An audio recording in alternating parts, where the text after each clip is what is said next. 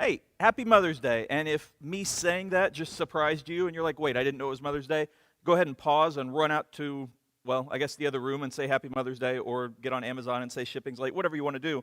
But happy Mother's Day. I hope everyone's having a wonderful one. I know that it's different than usual, but it's still Mother's Day, so we want to celebrate that. I'm going to continue my series, which is Who Am I?, in which I'm going to talk about those times in our lives where we make decisions, where we face things that help define who we are. As I've said, and I will continue to say because it's important to note, there's no one point that will define you forever. No one good thing that you've done that will define you forever. No one bad thing that you've done that will define you forever. We are defined through our relationship with Jesus, through our identity in Him, and also through the choices that we make along the way and how they shape us and how we shape others and how we go along that. Last week I talked about David and Goliath, one of the most popular and well-known stories, and how he was going through this time where he's a young guy and no one believes in him, literally no one. His family was like, you can't do this. The king is like, you can't do this, until finally he's like, well, you can do it, but you have to be just like me. And through it all, David wasn't saying, I'm awesome, I can do whatever I want. He was saying, God is awesome, and He can work through me. God can do this for me. And so he continued to run forward and walk forward, and he turned down the king, and he went out there, and he won, and immediately gave glory to God. And he was showing that even though no one else believed in him, he believed in God, and God believed in him, and that was all that he needed. It's still a hard thing to deal with because it hurts, and yet we see that even a young kid, a teenager, can be successful in such a way that God can work through all of us in several ways. And so this week I'm going to another story which is probably close to as well known, maybe equally as well known, and it's Daniel in the lion's den. And so after I say that, don't jump ahead to where you're going to go, because I want to go step by step and the different choices, because this week I want to talk about those times where we have to make a stand. And I'm calling this week The Stand. And because there are going to be times, maybe in our lives, where we have this big choice to make, where we have to choose our faith over something else. Some of us face that already. Some of us may face it. Most of the time, though, it's smaller choices along the way where you have to choose, do I tell people that I'm a Christian? Is this the time to witness? Is this the time to pray out loud? Like, whatever it is, there are so many choices along the way. And I want to talk about a couple of them in Daniel chapter 6. Darius the Mede decided to divide the kingdom into 120 provinces, and he appointed a high officer to rule over each province. The king also chose Daniel and two others as administrators to supervise the high officers and protect the king's interests. Daniel soon proved himself more capable than all the other administrators and high officers because of Daniel's great ability. The king made plans to him over the entire empire, to place him over the entire empire.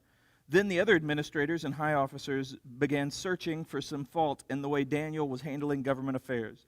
But they couldn't find anything to criticize or condemn. He was faithful, always responsible, and completely trustworthy, so they concluded our only chance of finding ground in accusing Daniel will be in connection with the rules of his religion. So at this point, it's just kind of showing who Daniel is. It's just kind of saying Daniel was a faithful person. He did his best. He was a good guy. He was a smart guy. He was a hard worker. He loved God, and he showed that in the way that he lived his life, in the way that he worked. It affected who he was personally. It affected who he was in his job, and all of that. He didn't hide his faith. He lived out his faith. And because of that, because he was so successful, because he did such a good job, there were people who didn't want to do such a good job. And they were like, yeah, I'd rather kind of coast, but still get the grades. I'd rather kind of coast, but still get the promotion. I'd rather just kind of do what I want and then still be rewarded for it. We could all think of people throughout our lives in school and work and in the world where we've seen them live like that, where it's like they want to do the bare minimum, but they want to be rewarded or given to just like the people that are doing their best. And you see that in all walks of life. You see that in all income brackets. You see that in all faiths. You see that among all people. And here they are doing, well, since it's Mother's Day, most of us have at one point or another when we're kids, maybe you got made fun of, maybe you got bullied, and your mom says the gem, they're just jealous of you. Now, sometimes that's true. Sometimes it's not. Sometimes you have glued-in baseball cards and you wear a weird little old man shirt to school and you have stupid parted hair and people make fun of you because you're easy to make fun of. Still not right, but still, it's something that happens. But sometimes there is jealousy. In this case, there is absolute jealousy, and It's partly because of his religion, but it's more because he's making them look bad. And this goes straight to what Jesus was going through, where Jesus did everything to his best. He did everything right. He did everything the good way, the right way, the godly way, and people hated him for it. Because one of the things you'll find is when you are successful doing things the right way, people will be upset often. They will be like, well, that's not fair. Sometimes when people do things the wrong way and are successful, people just kind of let it slide, and that sucks when you're doing your best. And so in Daniel's case, he's just keeping his head down, and he's doing what he can do. He is doing everything that he should. And now from here, the people that were jealous, the other administrators, they go to the king, and they manipulate him into setting up a law. And you're like, well, he's the king. Why would he listen? Why would he allow himself to be manipulated? One of the things that happens often with people with great power is they kind of start to believe their hypes. Not everybody, but often.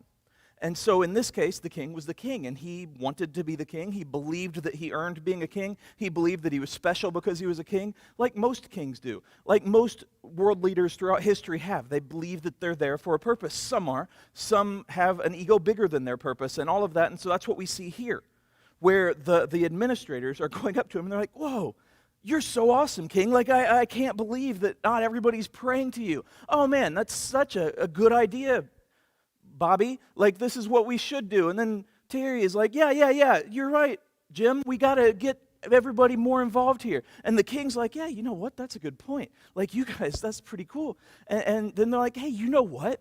You're the king, and you're the best king ever. Everybody should know that, so we should make it, just off the top of my head, where people that don't pray to you get thrown into the lion's den. And they probably sped through that part. And they're like, yeah, that's right. And they agreed with each other. And he's like, oh, man, hey, you know what? I just had an idea. People that don't pray to me, they should be thrown into the lion's den. And so it was to in their hearts, their minds, they only had Daniel in mind. They didn't care that innocent people who had nothing to do with any of this, people they didn't know, maybe even family members of them would be hurt. And so when they were faced with this choice, and I'm going to go through 3 different people's choices here.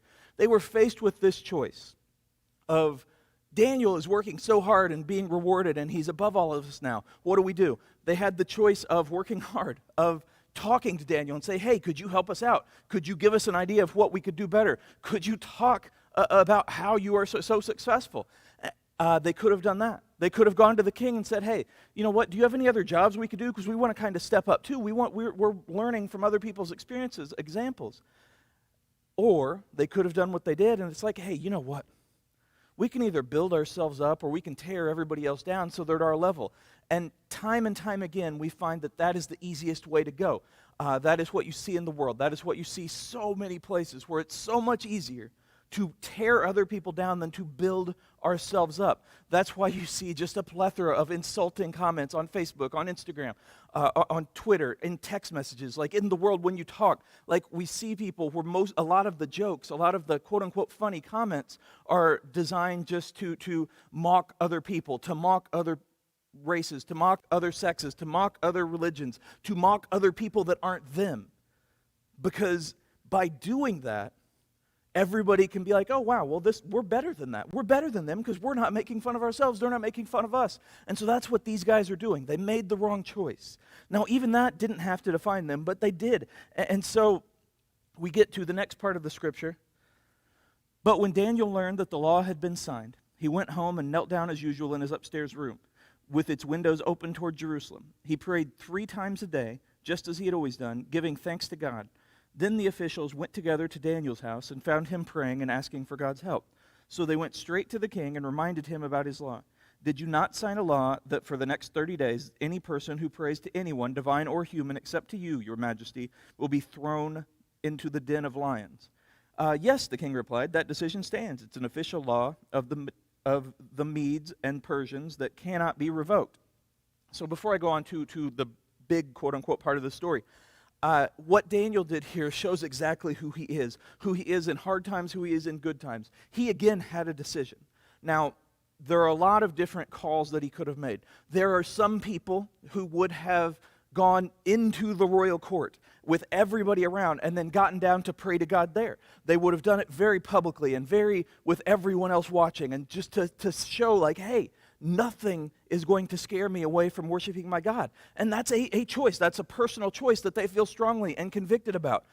There's some people who would close the windows when they're praying. They would still pray. They would never pray to the king, but they would close the windows. And they would feel, hey, you know what? I'm not going to let this change me, but I can do good work where I am, and I don't have to lose my faith, and I don't have to put my family in danger or whatever reason. And they pray just as much as they always did, and they don't give in to the king, but they just do it more privately. Daniel goes in the middle of those things, and he goes home just like he always did. He opens his windows because that's the custom, and he prays. And in praying, he is not thinking, oh, people are going to come and catch me, but he's also not thinking nobody's going to come and catch me. He's just going to God because something big happened, something bad happened, and so he went to God, and that's what we're supposed to do. That's what prayer is. And so all of those choices are good choices, and I can't tell you which one in your life you should do. I can't tell you what your role will be, what your calling will be. It's just like there are people who stand up and they're pastors. There are people who lead music. There are people who run sound, people who are ushers, people who are in the congregation, people who do all kinds of things to further the kingdom. None of those is better or worse than the others. It's all to further the kingdom. It's all for a purpose. And so we see here, this was Daniel's choice. This is how he felt led. He trusted God's calling, and so he went and he prayed. And they were jumping at the chance to catch him. They were so excited. It says that they came up and looked for him, but they were probably like right outside his door waiting for him to come through and hiding in cardboard boxes with little holes poked in them that said fragile, don't touch. And they're like, man, we got him now. And so they popped out and then they ran to the king. And so we get to the king, and the king liked Daniel. The king didn't care about his faith. The king loved himself though. And so he has a choice. And we don't often think of that with kings as having a choice because they kind of do what they want. But he has a choice here because he is the king. And they come to him and they say, hey, king, you know how we were just talking? Like, this is so crazy. Like, we were just talking about this. We were just saying the other day, what was it? Oh, yeah, that you made this law, this awesome law that you came up with on your own about throwing people into the lion's den that don't pray to you. And he's like, yeah, I remember that. It was like yesterday. You guys were here. And they're like, yeah. Is that still a law? And he's like, it was yesterday, guys. Like, yes, it's still a law. And they're like, oh, good. Hey, by the way, Daniel, your favorite, he didn't pray to you. He prayed to God. And so the king hears this. And in the next part, the king, his heart falls. And he tries to come up with ways in his mind, in his heart, to save Daniel, and yet he had just said the law is irrevocable. He had just said this is my word. He had just said I will not make exceptions. And so he had driven himself into a corner. And again, as the king, he had a choice too. He could have said, hey, you know what?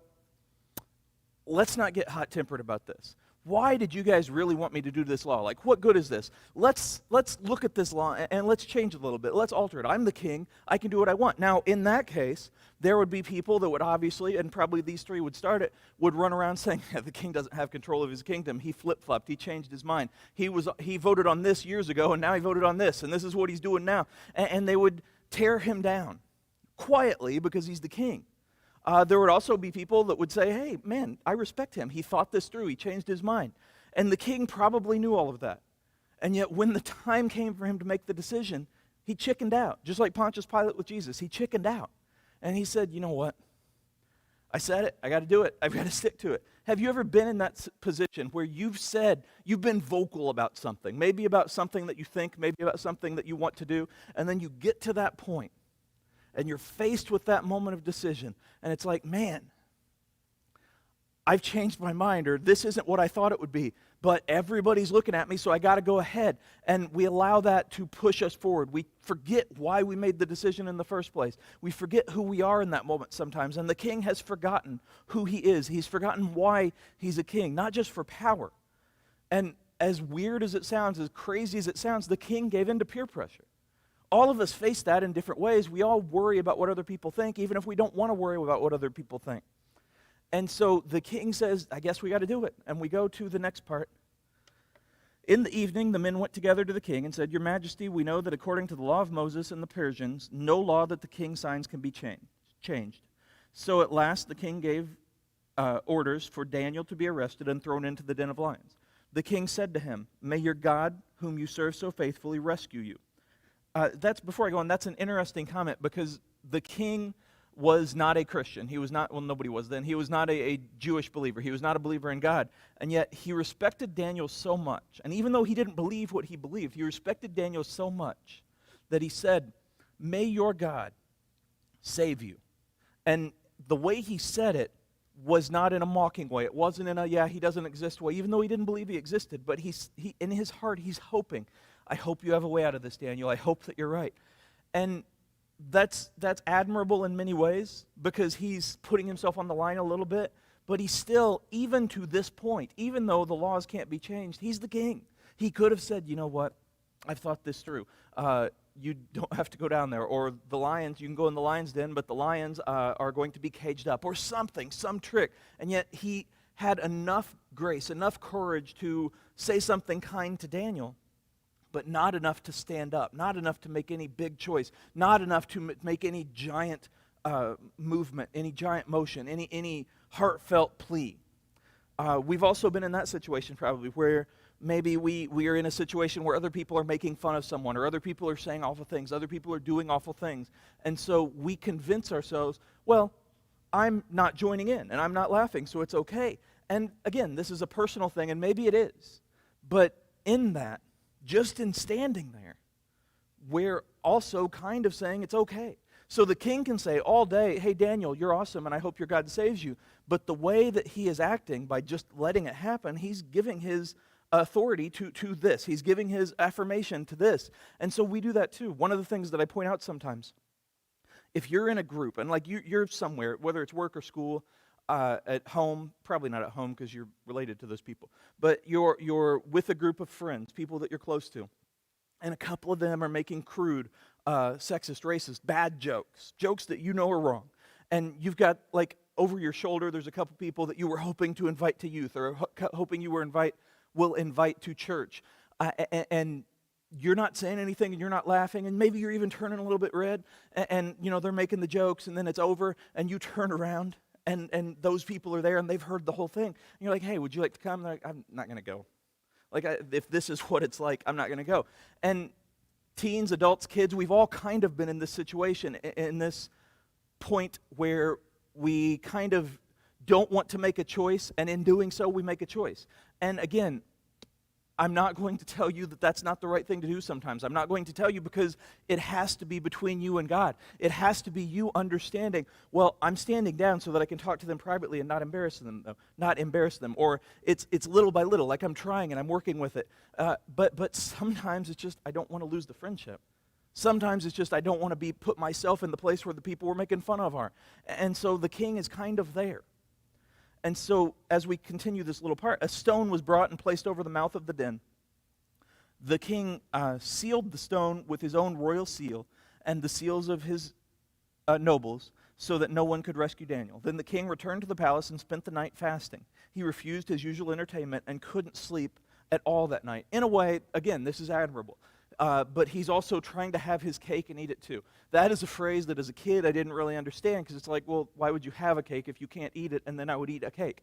But it's very much like, and I'll explain it in case you don't know it, but it's you want to have the cake forever, so that it's like anytime you're hungry you can go back and get that cake, but you also want to eat the cake, and when you eat the cake it's like, I don't have the cake anymore. And so the king is like, man, I want to have people respecting me, and I want to have Daniel's admiration and him to think, oh, thank you for fighting for me, but I also want to keep my royalty, keep my authority, keep my position. And so he goes home and fasts, and it's good. But he also still is not, he still was the person who sealed him in. And so we all know what happened next probably, but very early the next morning, the king got up and hurried out of the lion's den. When he got there, he called out in anguish, "Daniel, servant of the living God, was your God, whom you serve so faithful, able to rescue you from the lions?"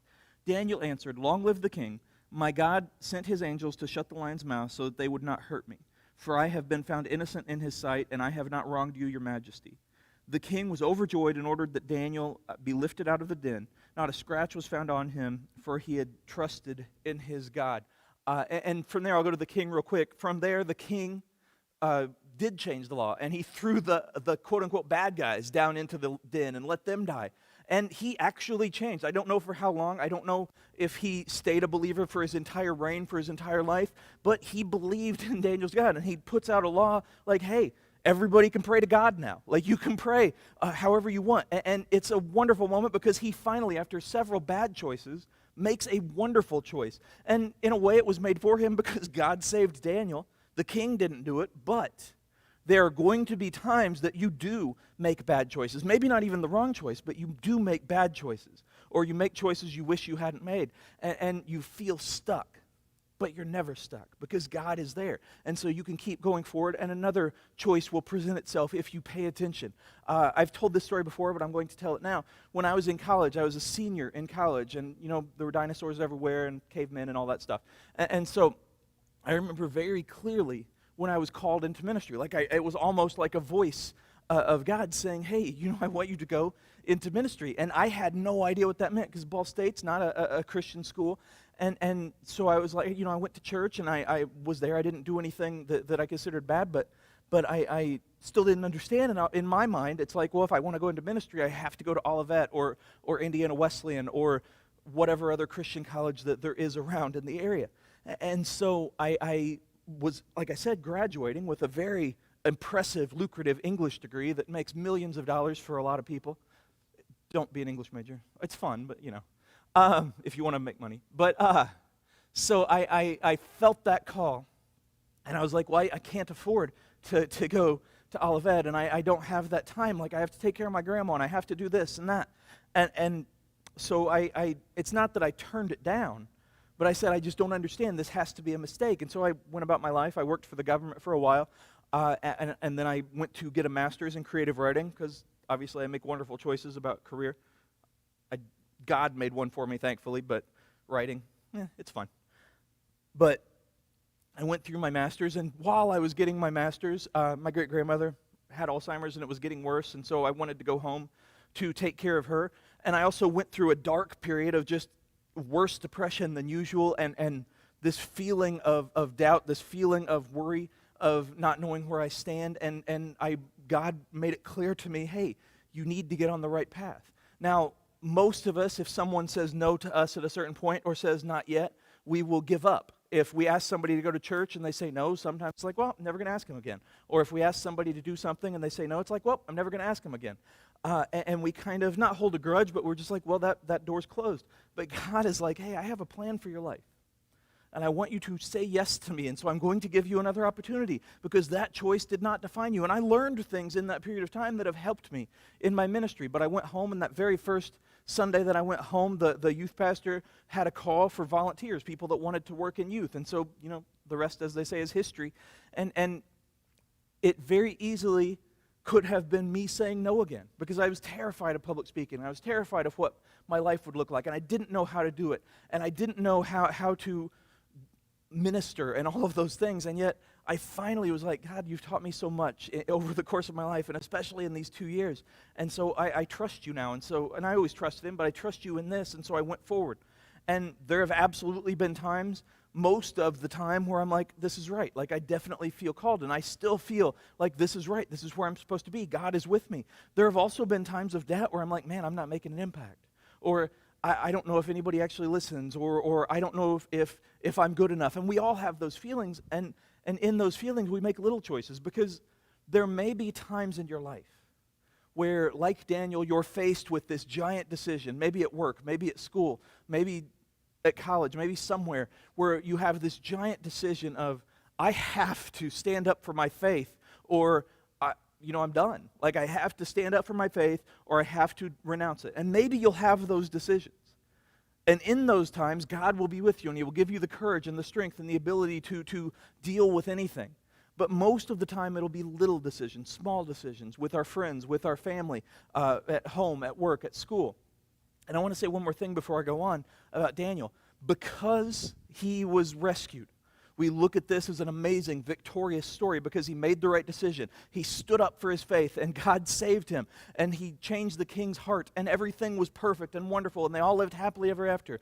And that is absolutely true, that God was so amazing in this situation, and that Daniel did the right thing.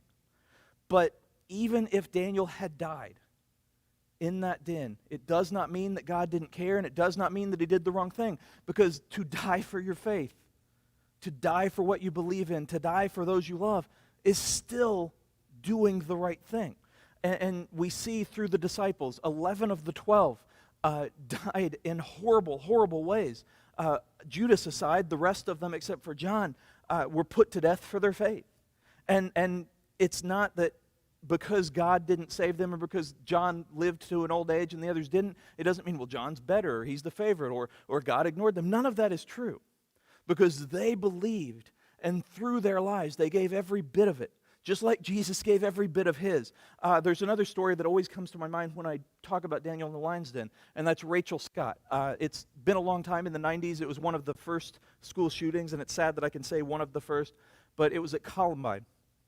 And Rachel Scott was a Christian, and people would talk about her, how she would stop her car and sing hymns, and like she was such a wonderful person. She showed respect and love to everyone, and she lived how we hope that we all live, and she lived like Daniel.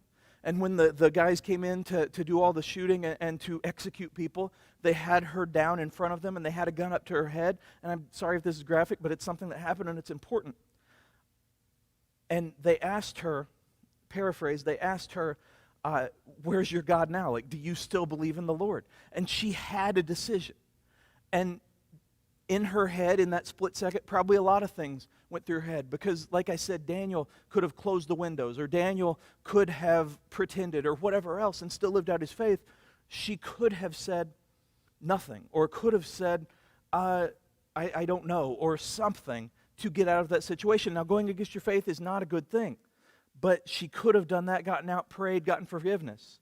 But that isn't who she was, and it isn't who she served. And so what she did was say, yes, I do. And they killed her, and it's awful. And that does not mean that her life is less important than Daniel's, or that God cared more about Daniel than her. It means that they both were faced with faith decisions where they had to take a stand or not, and they chose God. And even though through the world's eyes it looks like Daniel's was more victorious, Rachel's dad goes around the country still talking about that moment, talking about what the faith meant to Rachel. And there are absolutely people who look at that and whose lives were changed because of that decision. And so, yeah, God could have saved her, but people suck sometimes. And those guys there, they killed her. And so the decision was an awful one for them. But for her, she chose to stand, even on her knees like that. Daniel chose to stand, even as he's thrown into the lion's den. The king didn't. Pontius Pilate didn't. These guys didn't. In your life, as I said, there are going to probably be a couple big moments. But most of the time, it's going to be the little ones. Do I laugh at this joke? Do I tell this joke? Do I post this? Do I make this judgment? Do I say this? Do I go out with that guy, with that girl? Do I take this job? Do I pray here, or do I do this? Do I pray before a meal? I can't tell you how each decision will come up, and I can't tell you what will happen afterwards, but I can tell you this. The same God that gave Rachel the courage to die for her faith, that gave Daniel the ability and the courage to live for his faith, that changed the king's heart, that helped David beat Goliath, the same God that gave me time after time again to go into the ministry and taught me through every step of the way, the same God who created the entire world, the same God whose plan is perfect for each and every one of us, the same God who loves us completely and totally and forever, will be there with you in each of those decisions. Now, there are going to be times where other people make different decisions, and you're going to be like, well, I should copy off them? No. The only person you should worry about is God and what He is telling you to do. Now, He may make it clear through what your parents say, through what your friends say, through what other people say, but pray, just like Daniel did. Pray, and when you have to take a stand, pray how you should take the stand, but never be afraid to do it. Never be afraid to do it, because it will matter. And if you're taking a stand, you may lose friends. I have had times in my life where I've told someone that I'm a Christian, and that's it. Like, it's not like throwing a Bible at them or anything, and they stop talking to me. I have had times in my life where there have been Christians who didn't think I was Christian enough because of the way I dress, because of my hair, because of, and this is an embarrassing story, but because when I was in high school and college, I had an earring. Never going to again, but still. Like there were times where it's like, well, he doesn't look like a Christian. He's not a Christian. And both of those feelings suck. But I don't answer to those people ultimately. I answer to God. Daniel doesn't answer to the king ultimately. He respected him and he didn't go against him. He could have jumped out of the pit yelling and cussing at him. Rachel didn't answer to those guys. We answer to God, and through him, he will give us the ability to stand. He will give us the ability to move forward. Have people around you who help you to know how to handle that. Have people around you who help you feel your strength, your courage, your abilities, because I promise you that you have them. And I promise you that even if there are consequences for standing up, that it will be worth it in the long run. And I also promise you that if you've had a moment already where maybe you've made the wrong decision and you didn't stand when you wish you had, or you stood for the wrong thing or something, your life's not over. As long as there is life, there is hope, and God has a plan for you. He has a path for you, and he will not give up. He will never give up on you. So do your best to always make the right choice. Do your best to always take the stand.